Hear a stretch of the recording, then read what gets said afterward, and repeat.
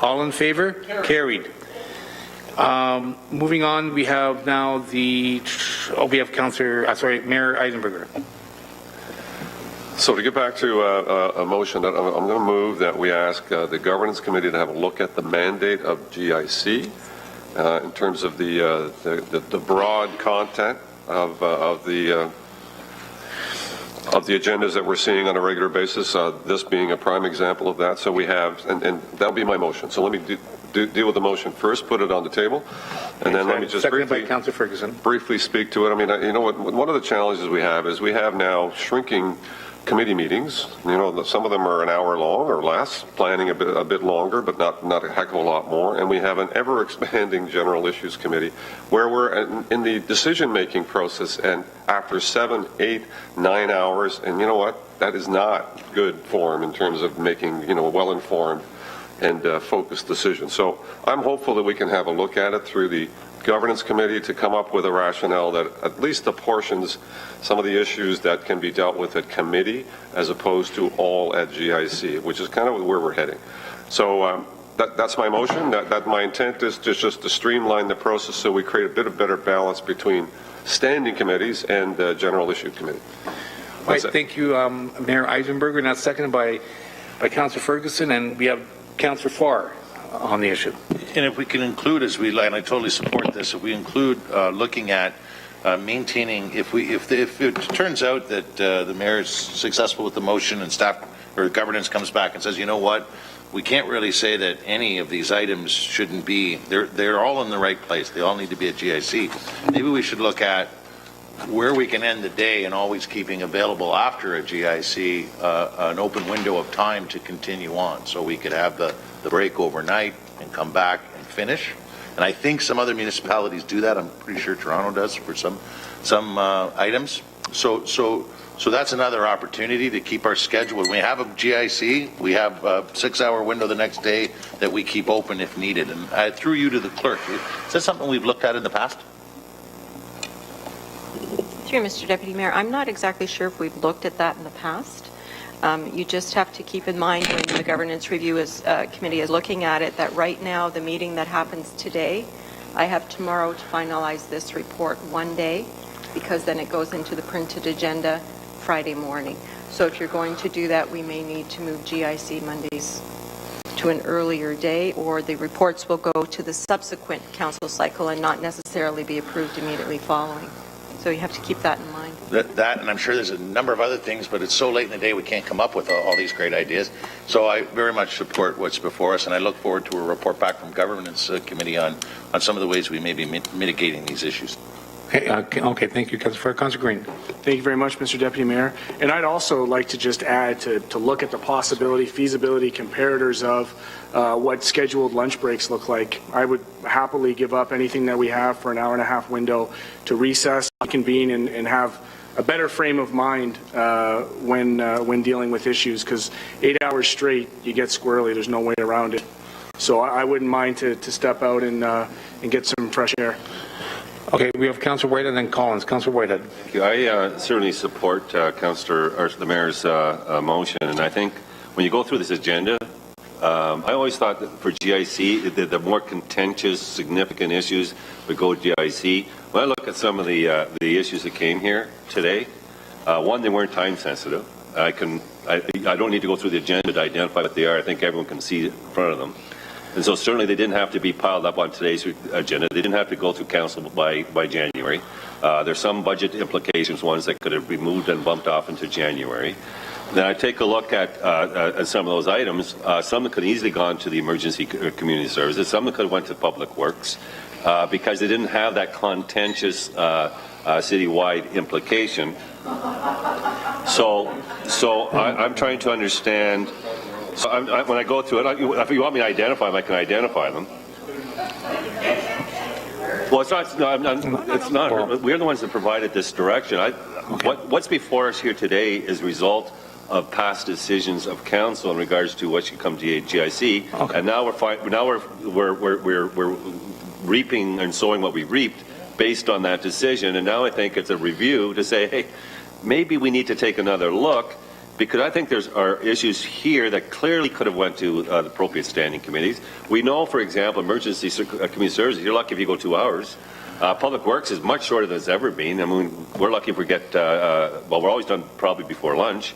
So those, after sitting on planning for 14 years, or 12 years, I can tell you that I didn't realize how short these other committees are, relatively speaking, and that's because we pushed everything off to, a lot of things off to GIC.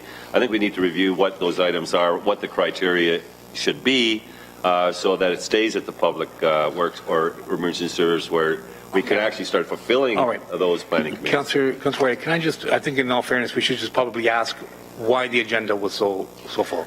You, Mr. Deputy Madam Mayor. Clerk. Okay, this may be unprecedented, but I can tell you the main reasons. Because the reports that are brought to the appropriate standing committees are referred to GIC. The main question that I always hear, or the comment I always get, is that, well, all members of council need to have it. That comes from directors, managers, and SLT. So the problem with that is they go political behind. Somebody will say, I need it to go here, I need it to go there, and it just gets referred. So every time you do that, you are contravening your own bylaw. So it's SLT, it's up to them to decide, it's members of council, up to them to decide. We try in our office, and I'm not that soft-spoken, so I do speak up, and I do say it should go here, so it goes there, and then the other member of SLT or a director will just have a councillor refer it back to GIC. And in all fairness, she is pretty rigid that way, including motions as well. So now at least we have an explanation. So we're really to blame, and that's the bottom line. So we need to huddle and actually take some corrective action. Having said that, we do have a timely motion and discussion that we need to initiate. Councillor Green. Will that also include a look at the governance committee, the synchronized time lights in terms of our talking points? Are we going to look at that perhaps potentially? Mr. Deputy Mayor, through you to the mover of the motion. We have in the technology embedded the ability here with timed lights to be able to keep our comments within 5 minutes. I'm certainly willing to go there and keep it brief, 500 words, just for consideration. Okay, Councillor Collins. Yeah, I was going to, as Stephanie has very appropriately pointed out, we're the victims because we put this on ourselves. And so I'm really not interested in sending it to governance because we don't need to reinvent the wheel. We just need to follow the rules. The biggest one we had on the agenda today that took up the most time, living wage, was at audit and admin. And I asked at audit and admin, why are we referring this to GIC? And the response was, well, everybody should hear this. So audit and admin lasted 5 minutes, I think, that morning, or a little past 5 minutes. We adjourned, and all of that work was pushed to today. And it should have been at audit and admin. So, again, if people want to speak on issues 3-4 times every time there's something on the agenda, or you want to speak to everything, then that, again, that's us prolonging these meetings. So I agree with the clerk. I really don't think that, I agree that we just need to follow the rules that we have in place right now. And there needs to be an equitable distribution of those reports when they go to the appropriate standing committee. I'm on 3 standing committees, so I'm going to be sitting through these meetings anyway. So for me, I'm happy with the system we have in place. I would, as the clerk has suggested, though, like to ensure that when we establish these rules that they're followed. That's all. Those were perfect comments, and you really can't say anything better. Thank you, Councillor Collins and others, and Mayor Eisenberger. So I just know there's a problem, and we have to fix it one way or the other. So if the standing committees would deal with the reports that they're dealing with and go through them rather than referring them, that would be very, very helpful. But I know that 10-hour meetings or 12-hour meetings or 11-hour meetings at GIC is not good. And it doesn't make for good decision-making. So I'm more than happy to withdraw the motion if that's where folks want to go, as long as I get some assurances from everyone around the horseshoe here that we're going to follow the rules that are currently in place. And I'll certainly be, we do have agenda reviews, and I'll certainly be asking the questions at that point as to, what goes where and why is it here. And hopefully help streamline the process to the degree that we can make well-informed but reasonable, rational decisions. So you're withdrawing it? I will withdraw, subject to everybody kind of adhering to what we should be doing, which is not referring. Do people still want to speak? Councillor Johnson, and then Councillor Parker. Yeah, thank you. And thank you for bringing up living wage, because that's what I remembered the most as well. My question is, from 8.3 to 8.8 was all the BIA's budgets. We also deal with all the volunteer committee budgets. Was there direction that it needs to come here, or should it be more appropriately sent to AFNA? Through you, Mr. Deputy Mayor, no, what is supposed to happen, each volunteer committee, seniors advisories, arts advisory commission, they are supposed to be bringing their volunteer committee budgets to their original standing committees, the ones they report up to, and then they are referred to the budget process. So the ones that are in here, not the BIAs are also supposed to come here. They have to bring between September and December to the standing committee so that it can be referred to the budget process. Alternatively, it could just go directly to the budget process, but I'm not sure if there's a reason, Mike, that they go through the standing committees first. No, that's nice. Thank you. I got that explanation. But 8.3 to 8.8, could it not have just at least been a consent item rather than a discussion item? Through you, Madam Deputy Mayor, anytime you are, Mr. Deputy Mayor, anytime you're asking for money or for the clerk or the mayor to sign an agreement, technically it is discussion. If you choose to go through like you did tonight where you moved 8.1 to 8 whatever, you don't have to discuss them. But there are also many times something is in consent and it gets discussed anyway.